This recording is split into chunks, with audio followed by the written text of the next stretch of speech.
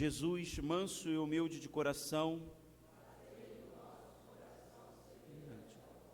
Irmãos e irmãs, nós estamos progredindo no tempo pascal e a memória, o sentido desse tempo é nos fazer lembrar duas palavras em relação à ressurreição que são base de vida para todos os cristãos. Primeiro é a experiência e por ela o testemunho. As duas palavras estão muito conexas entre si. Nós vemos em todas as liturgias do tempo pascal surgir essa palavra com muita força, testemunho.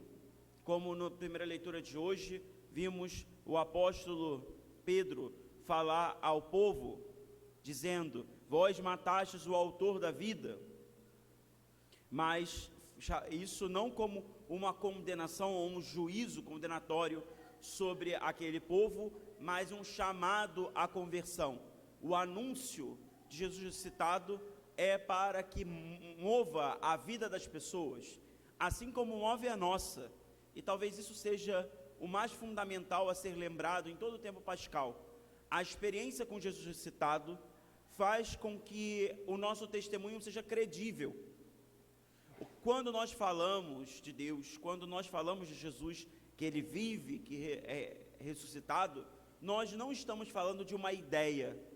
Talvez muitos, no nosso tempo, falem de Jesus como se fala de um personagem do passado, ou seja, de alguém que há 2000 anos atrás viveu. No entanto, para nós, falar de Jesus é a certeza de que falamos não de alguém que viveu há 2000 anos atrás, mas de alguém que vive agora, e que nós nos relacionamos com Ele agora. A distinção, talvez, diante disso, é pensar que, como grandes homens do passado, mesmo da nossa cultura, da nossa nação, nós possamos olhar para eles, pensar: eles são grandes homens, falaram grandes coisas, fizeram grandes coisas. No entanto, todos eles morreram, deixaram seu legado para a posteridade. No entanto, para nós, quando falamos de Jesus, não falamos disso. Como verdadeiramente católicos, nós falamos como alguém que nós nos relacionamos agora. E talvez seja isso que a todo tempo nós precisamos retomar, precisamos redescobrir na nossa forma de viver, na nossa forma de lidar, na nossa forma de rezar. Não lidamos com algo, mas com alguém. Quando falamos de fé, nós falamos de um relacionamento profundo, íntimo, com uma pessoa. Por isso Bento XVI dizia que a fé, antes de tudo, é o encontro pessoal íntimo com Jesus. A experiência da sua proximidade, da sua amizade e do seu amor. Só assim se aprende a amá-lo e a conhecê-lo cada vez mais. Saber que essas três realidades que a gente pode destacar, a proximidade, a amizade e o amor, é quase progressivo. Descobrir que Jesus é próximo a nós, não é dizer que ele simplesmente vê o nosso sofrimento, dizer que nós partilhamos a vida com Ele. É bonito ver na vida dos santos, que para eles, a vida de fé não é uma parte da vida. O nosso tempo pós-moderno, que gosta de compartimentar as coisas, não é isso? No trabalho eu sou isso, na igreja eu sou aquilo, em casa eu sou uma outra coisa. O nosso tempo tende a compartimentar. Só você pensar nas pessoas que se dizem da ciência, né? Os cientistas, né? Hoje se compartimenta e vai se especializando em tantas coisas que tem gente que se especializa na unha da mão direita do dedo polegar e não sabe mais falar da mão. Antigamente se especializava menos e as pessoas sabiam mais do universo das coisas. Isso eu estou falando, dando um aspecto, mas é para dizer que nós achamos que todos os conhecimentos são muito compartimentados e dividimos as coisas na vida como se isso fosse normal. Só que para nós, e é aqui que está o grande mistério da vida, Não existe você não existe um aqui, outro lá e outro acolá. Se você existe, isso chama incoerência, né?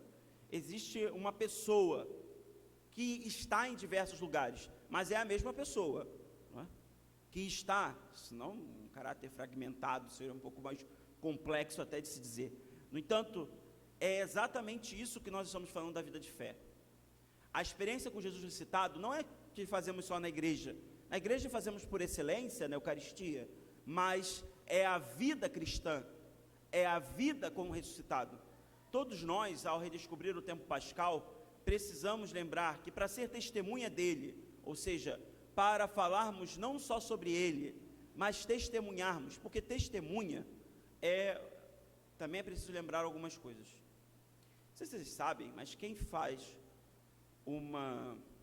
fala sobre juramento, quando vai testemunhar, isso na lei civil, né? E na lei canônica também, mas na lei civil, sobretudo, quando você fala sobre juramento, se você comete um falso testemunho, você pode ser preso por isso. Não é só uma mentirinha. Falar sobre juramento falsamente dá prisão. Quando nós estamos falando de testemunho, eu não estou falando do que só a gente fala, certo? Porque às vezes algumas pessoas podem dizer: não, aquela pessoa tem um testemunho bonito. Por quê? Porque Jesus deu um milagre a ela. É verdade, mas todos nós somos testemunhas, de maneira que a coerência da vida com Jesus deve fazer com que todos nós possamos dizer às pessoas e viver no nosso tempo a proclamar que Jesus ressuscitou, não há 2000 anos atrás somente, mas ele vive agora, e eu sou testemunha dele, porque eu me relaciono com Jesus. Eu me encontrei pessoalmente com ele. Padre, mas eu não vejo Jesus. Eu não toco Jesus. Mas isso não significa que não seja real o encontro com ele. Isso não seja real a vivência com ele. Os santos aprenderam de uma forma espiritual e mística a viver na sua vida se encontrando com o ressuscitado a cada dia, nas situações mais diversas, nas alegrias e nas tristezas, sabendo que ele é um companheiro de viagem, como nos discípulos de Emaús, que também caminhava com os seus... E é bonito pensar isso, ele é um companheiro de viagem. Jesus não tira as pedras do caminho, mas ele caminha conosco. É muito diferente isso. Essa é a realidade de quem sabe que Jesus é vivo, de que eu me relaciono com ele, que eu falo de alguém com intimidade, que eu sei que estou falando de alguém, não só que eu ouvi falar, ou que eu aprendi teoricamente. Eu aprendi teoricamente que Dom Pedro nasceu em tal lugar, morreu em tal lugar, isso eu aprendi teoricamente, mas de alguém profundamente vivo, não só real, mas vivo, agora, no qual eu me relaciono diante das circunstâncias da vida, no aqui e no agora. Isso é a grande descoberta, ou a grande redescoberta, que o tempo pascal quer fazer com que nós tenhamos, ao longo da vida. Redescobrir a presença do ressuscitado diante da vida e das relações. E por isso todos os testemunhos sobre a experiência com o ressuscitado querem tornar vivo a nossa experiência com ele. Pensemos, hoje no Evangelho, é um Evangelho bastante curioso, o Evangelho de São Lucas, que primeiro os apóstolos mudam de sentimento no meio do texto. Primeiro eles têm medo, espanto, e depois eles têm alegria e entusiasmo. Primeiro porque eles acham que Jesus é um fantasma. Isso é muito verdade. Quem acha, e tem gente que mesmo que vem à igreja que acha que Jesus é um fantasma, é o Gasparzinho, né? Para quem acha isso de fato, vive de medo e de susto pelas coisas de fé. Mas depois que Jesus diz, sou eu, e tocai minhas mãos, não fiqueis preocupados, e depois ele come com os seus, ali então se converte, muda a atitude dos apóstolos. E aqui é um gesto bonito, comer. Comer é um ato de fé também, meu Deus, mas como isso?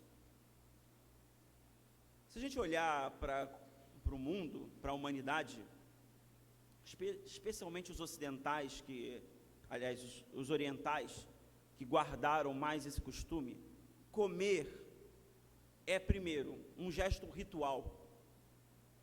Se você for lá no Japão, comer não é como nós ocidentais, embora hoje pela globalização seja diferente. Comer você come, existe um ritmo a se comer.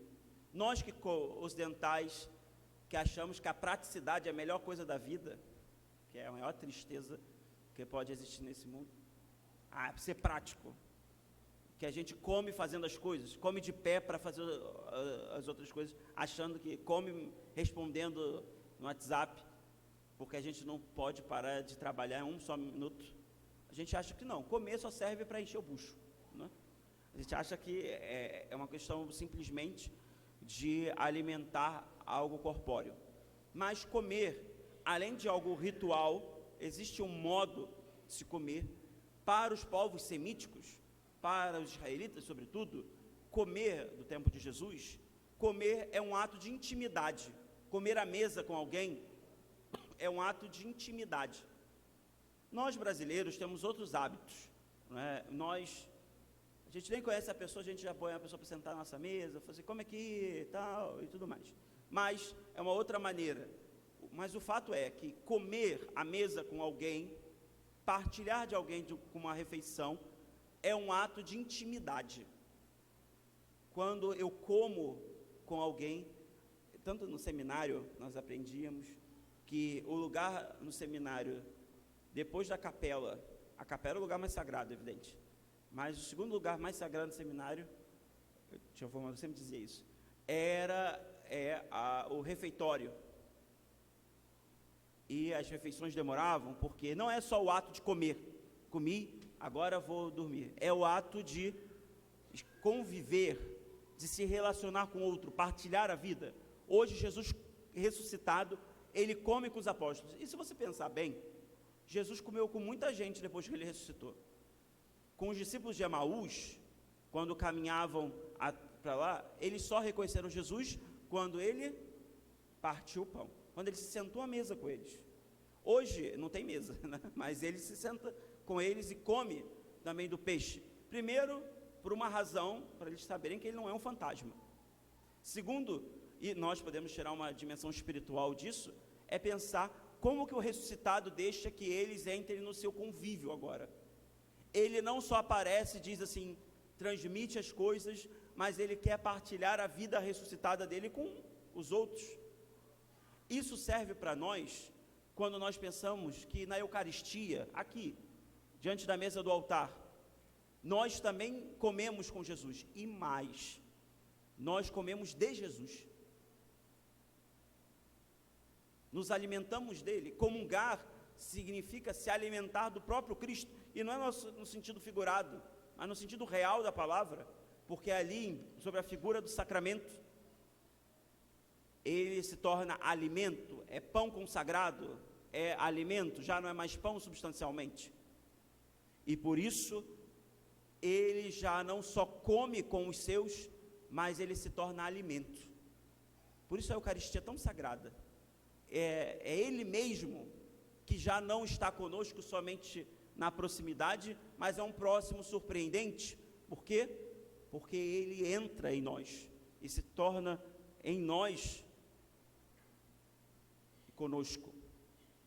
Por isso essa relação do Evangelho de hoje, muito sutil, mas muito bonita para todos nós, para que diante da Eucaristia, diante da vida, nós lembremos o testemunho, e aqui eu quero falar dessa segunda palavra, o testemunho que nós damos, não é só a palavra que falamos, mas é a vida que vivemos, e é por isso que São João hoje na segunda leitura, tem palavras tão duras, e tão fortes. Escrevo isto para que não pequeis. Quando eu li de novo esse texto, falei assim, a gente já está ouvindo isso aí há mais de 2000 anos, não pequeis, e a gente volta a pecar, é evidente, mas diante de tudo isso, ele diz, sabendo que nós pecamos, Cristo como um defensor, ele diz que guarda a sua palavra, o amor é plenamente realizado, ou seja, aquele que vive concretamente os mandamentos e concretamente a experiência com Jesus ressuscitado, esse dá testemunho. O testemunho que nós devemos dar é fruto de uma experiência com Cristo, não a experiência de algo isolado, mas a experiência de uma vida com Jesus. Às vezes nós ouvimos algumas pessoas a dizer, testemunhos, dizem de algo isolado, mas para todos nós que somos testemunhas, e ouvimos isso no final do Evangelho, vós sereis testemunhas de tudo isso, nós devemos ter a plena consciência, por onde passamos, por onde nossa vida toca a vida dos outros. O nosso testemunho não é de uma perfeição moral, nem de uma perfeição intelectual, mas é de uma experiência de vida, de Cristo, que transforma a nosso modo de se comportar, isso se chama moral, e o nosso modo de pensar, isso se chama intelecto. Ou seja, o fato é transformador, tão grande na nossa vida, que transforma o nosso modo de agir e o nosso modo de pensar. É a partir do encontro com o ressuscitado que isso acontece, não o contrário. A experiência e o testemunho de Jesus ressuscitado não é a recitação de uma ideia, nem de versículos bíblicos. Decorar a Bíblia, o diabo também decora. Agora, o fato é, a transformação de vida, dizia um Santo Tomás dizia, que o diabo pode imitar tudo, sabia? Ele pode imitar qualquer coisa que você faz, pode imitar qualquer coisa, até a reza que a gente faz, canto que a gente canta, pode imitar qualquer coisa, mas não pode imitar a humildade, porque ele tem horror a isso. A humildade por causa de Cristo e da Virgem, ou seja, aprender a que uma vida humilde, transformada por Jesus, é saber que a minha vida está nas mãos dele, depende dele. Isso não é fácil, isso não é simples, isso não acontece assim. Não existe mágica na fé, certo? Não é uma poção que a gente toma e a graça de Deus não é isso não. A graça de Deus acontece mediante a disposição da nossa natureza. A gente vai se transformando, querendo mudar, e Deus vai transformando pela sua graça. Mas tem que querer. Eu estou aqui esperando que Deus faça isso em mim. Você vai esperar e vai. Vou misturar água benta. Eu aprendi ontem um ditado que eu queria, o seminário me ensinou, um ditado não, mas um dito, pelo menos, que eu quero ensinar para todos vocês. Nunca tinha ouvido, mas aprendi, achei bonito. Água benta e terra benta vira lama. Se você misturar, vira lama. Não é que parece ser uma coisa tola, né? Você pensa, vou misturar água benta com terra benta e vai, bum, ali tem alguma coisa maravilhosa. Água benta com terra benta vira lama.